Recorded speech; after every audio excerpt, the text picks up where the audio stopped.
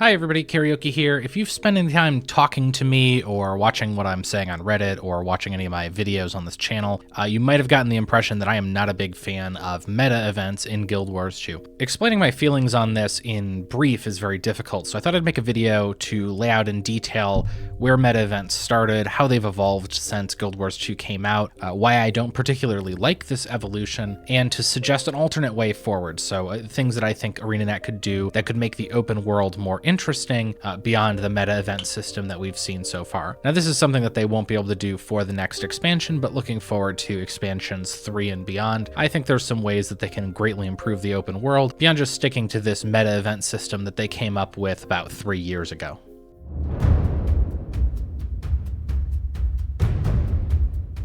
Anybody with a good sense of history will have taken some offense to what I just said there. Meta events are not something that ArenaNet came up with 3 years ago, and that is true, although I think the modern meta event system was really refined in that period. Now, meta events existed at the launch of Guild Wars 2, but in a very different format and for a very different reason. So if we rewind our brains back to 2010, 2011, 2012 as Guild Wars 2 was shaping up, in playtesting, ArenaNet found that players had a difficult time with the system of dynamic events. Now remember, dynamic events were meant to be one of the main ways that players experience content and experience the world in Guild Wars 2. The idea was you, the adventurer, go out into this wonderful world, and as you're running around, you stumble upon things that are happening in the world, and you can participate in those and receive credit for it. Now, of course, the problem with this is that without any sort of guidance or traditional questing system, players would go out into the world, not know what direction to go, not know what they're doing, and then be frustrated with that. So ArenaNet started to add hearts into the game. So the renowned hearts that everybody's used to at this point in Guild Wars 2 were not a part of the original concept, but rather they were designed to help draw players into specific areas so that they can participate in events and so that they have a little bit of direction on the map.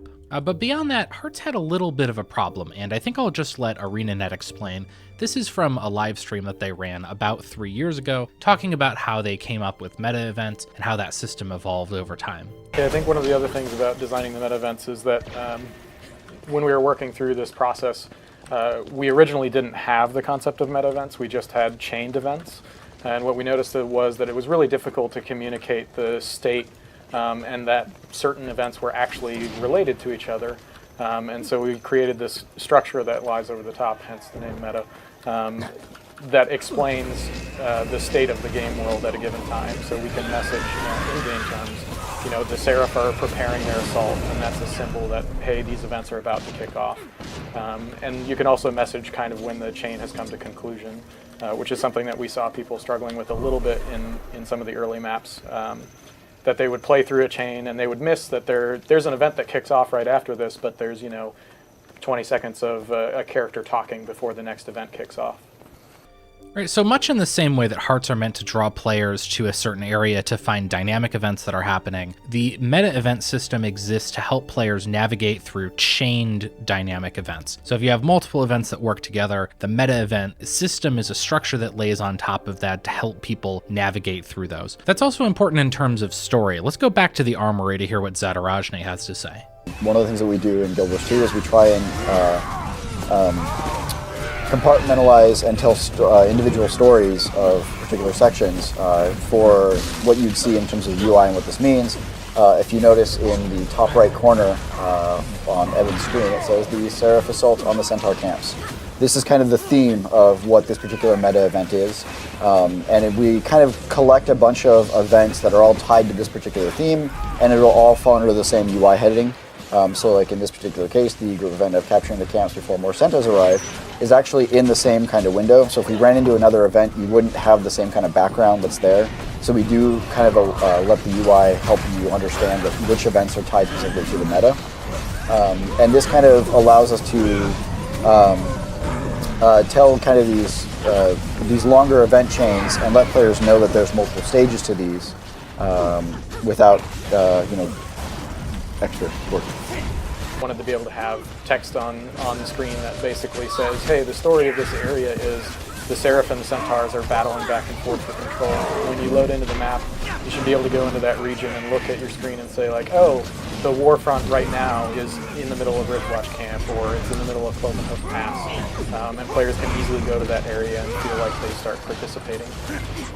So this is a pretty good representation of where ArenaNet developers' minds were at in, say, 2013. Meta events exist to help them tell stories within a map, so you have players who will wander into something, it's in a particular state. The meta event system will communicate that state to the player so that they can jump in, start playing right away, and understand the context of their actions inside of this map. Around the same time, though, ArenaNet was developing a different technology, which would end up completely changing the way that I think ArenaNet has looked at meta events, and definitely has changed the player experience of doing them. And that is the Megaserver system.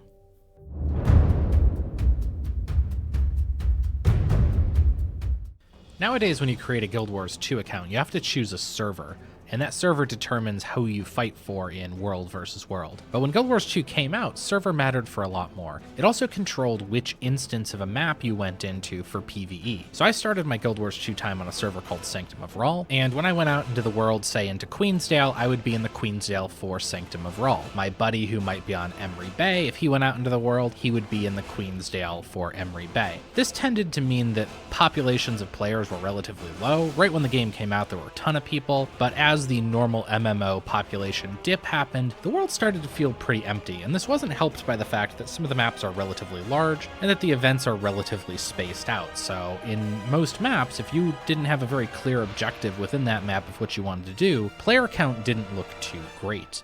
In April 2014, ArenaNet released Megaservers, which changed the way that players were placed into PvE maps. Now, players from multiple different servers could all get placed on the same map so that populations would remain higher. This meant you saw a lot more people. It also meant that PvE communities had a harder time kind of getting together and forming an identity, but that's another video.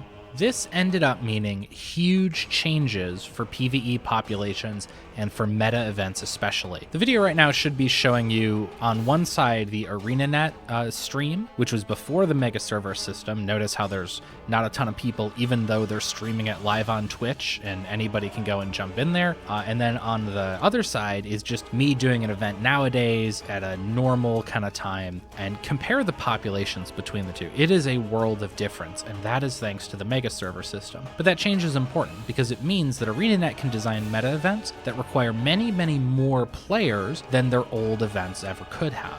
Designing an event for 5 to 10 players is very different, and you get a very different result compared to designing an event when you know you're going to have 80 to 100 players. And I think with the Megaserver system, ArenaNet now could change their assumption about how many players would be available to do the content. Before Megaservers, that might have just been a handful of people, and so all of the events needed to be able to be done by a handful of people. With Megaservers, you now had not just a handful, but dozens and dozens of people, and you had to build these events to allow for dozens of people to all be doing content at the same time. Because of the way that the Guild Wars 2 engine works, both from a player perspective of trying to draw characters on the screen, as well as from a server perspective of trying to handle a lot of different effects that might affect different players in the area, it was important for ArenaNet to find ways to split people up. They can't have 80 to 100 people in the same spot without performance taking a nosedive. So as they started to build these events for larger and larger numbers of people, they also had to find a way to split them up throughout the map so that there might be 100 people on the map,